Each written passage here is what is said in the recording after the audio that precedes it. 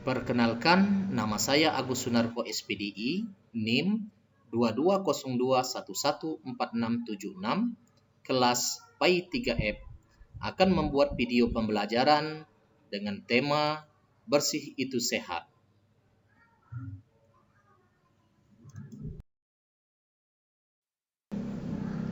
Assalamualaikum warahmatullahi wabarakatuh. Hai anak-anak semua, apa kabarnya hari ini? Semoga kita semua masih dalam keadaan sehat walafiat. Amin ya rabbal alamin. Baik, pada kesempatan kali ini kita akan membahas masalah bersih itu sehat dengan subtema mengenal arti bersih dan sehat. Sebelum kita memulai pelajaran bersih itu sehat, terlebih dahulu kita mengetahui tujuan pembelajarannya, yaitu melalui pembelajaran peserta didik mampu 1. Menerapkan ketentuan syariat Islam dalam bersuci dari hadas kecil dan hadas besar. 2. Memahami tata cara bersuci dari hadas kecil dan hadas besar. 3. Mempraktikkan tata cara bersuci dari hadas kecil dan hadas besar sesuai ketentuan syariat Islam. Pengertian bersih dan suci. Bersih artinya terbebas dari kotoran. Suci artinya terbebas dari hadas dan najis. Najis adalah kotoran yang menjadikan terhalangnya seseorang untuk beribadah kepada Allah. Contohnya seperti terkena jilatan anjing, darah, kotoran atau tinja, dan air seni atau urin. Hadas adalah keadaan yang menyebabkan tidak sahnya seseorang dalam menjalankan ibadah. Contoh, setelah buang air kecil atau buang air besar, dan lain-lain.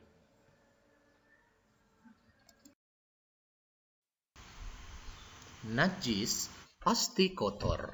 Kotor belum tentu najis. Misalnya, terkena tanah, tinta, cat, dan ludah.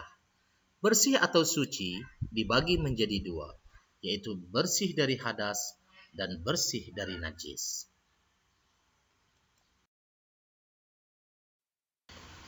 Macam-macam hadas dan cara menyucikannya. Hadas kecil, contohnya buang air kecil atau pipis, buang air besar, kentut, dan hal-hal lain yang membatalkan wudhu. Adapun cara menyucikannya, yaitu dengan berwudhu atau tayamum jika tidak mendapatkan air. Nah, untuk hadas besar, contohnya mimpi basah bagi laki-laki dan haid atau datang bulan pada perempuan. Nah, cara menyucikannya yaitu dengan mandi besar atau tayamum jika tidak mendapatkan air. Macam-macam najis dan cara menyucikannya. 1. Najis muhaffafah atau najis ringan. Seperti air kencing bagi laki-laki yang berumur 2 tahun dan belum pernah makan sesuatu kecuali air susu ibunya atau ASI. Nah, untuk cara menyucikannya, yaitu cukup dengan memercikkan air di atas benda yang terkena najis. 2. Najis mutawassithah atau najis sedang, seperti kotoran manusia dan binatang. Nah, untuk najis mutawassithah atau najis sedang itu terbagi menjadi dua.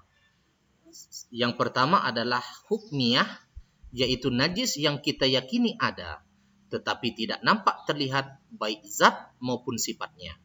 Misalnya air kencing yang sudah kering sehingga sifatnya telah hilang. Nah, untuk cara menyucikannya, cukup mengalirkan air di atas benda yang terkena najis itu. 2. Ainiyah, yaitu najis yang masih ada zat dan sifatnya, warna, rasa, baunya. Cara menyucikannya, dihilangkan kemudian dibasuh sampai zat, rasa, warna, dan baunya hilang. Cebok atau membersihkan kotoran seperti tinja atau istinja adalah salah satu cara membersihkan najis yang sering kita lakukan. Cebok harus dilakukan setelah buang air kecil atau buang air besar. Cebok dapat menggunakan air, tisu, batu, ataupun benda keset lainnya.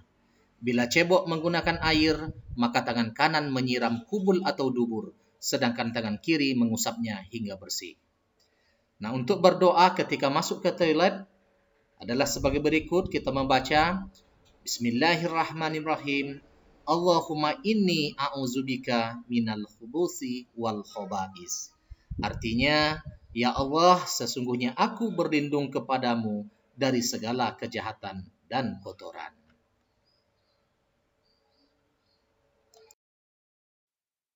3. Najis muhallazah atau najis berat, yaitu najis anjing dan babi. Nah, cara menyucikannya yaitu barang yang terkena najis binatang tersebut dibasuh 7 kali dan salah satu di antaranya dicampur dengan tanah atau debu.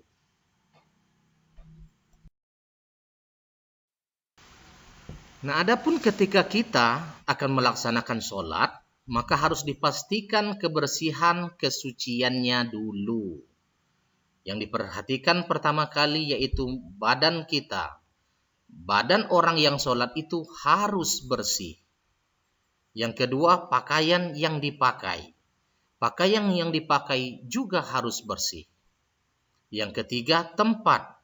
Tempat yang digunakan juga harus bersih. Bersih badan, pakaian, dan tempat tidak hanya ketika melaksanakan sholat saja seperti yang ada di gambar. Akan tetapi harus diartikan ke seluruh kehidupan kita sehari-hari.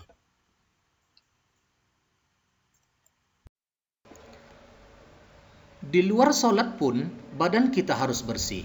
Bersih pakaian artinya segala sesuatu yang dipakai seperti baju, celana, peci atau topi, tas, sepatu, sepeda, bangku, meja, lemari, rumah, dan lain-lain.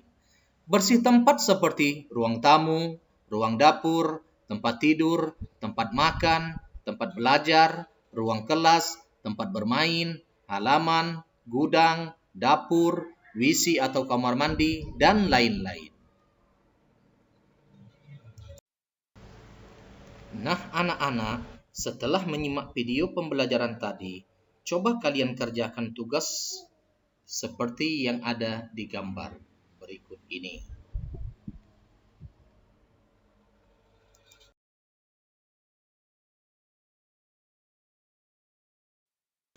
Nah, untuk tugas kelompok, coba identifikasi jenis apakah itu najis atau hadas pada gambar yang ada di bawah. Itu untuk tugas kelompok A. Nah, untuk tugas kelompok B, coba juga identifikasi jenis najis ataupun hadas yang ada di gambar yang sudah ditawarkan.